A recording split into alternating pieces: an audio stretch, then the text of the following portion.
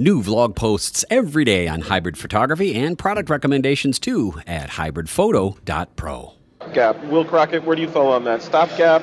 So you just bite the bullet, save for another pay cycle and buy the lens, or convert your old lenses? Yeah, I'm going to take it even one step further. I think that the idea of the adapter is more of a marketing challenge than it is a suitable solution, because any photographer that's got any sort of skills at all will pick up a mirrorless camera, and if they were to mount a full-size lens on it, in fact, the one that we always refer to is the either Nikon or Canon 70-200 f2.8, right?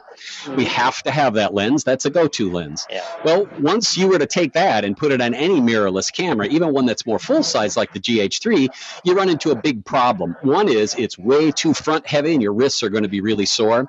The next are there aren't any adapters that do the image stabilization back and forth. And when you have a longer lens, you want image stabilization.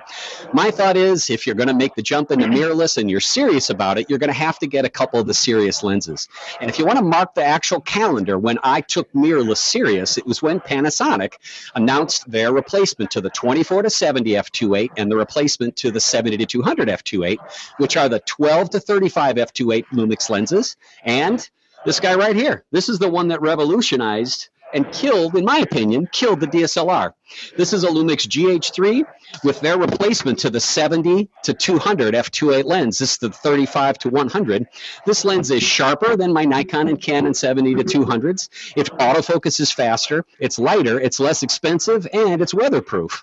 So if you're making money shooting a 70-200, shooting weddings, portraits, seniors, and you haven't put one of these in your hands, you owe it to yourself. Just give it a shot. Sure, the sensor is smaller, but how many times are you selling 30 by 40 inch prints? It's probably pretty rare. Right. And that particular lens, Will, is f2.8 all the way through the range, right? All the way through. So if you want to use it indoors with your strobes, for instance, and when you use a shifting zoom, you run into problems. Remember, a lot of photographers want to start moving into hybrid, and a zoom that shifts, it shifts its aperture through the length of the zoom range.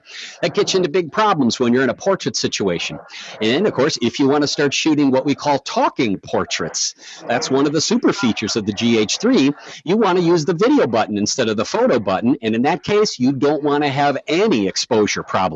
Post-processing video for exposure and white balance and color problems is something that you would rather drill your own teeth than work on. That's true. Awesome. New vlog posts every day on hybrid photography and product recommendations too at hybridphoto.pro.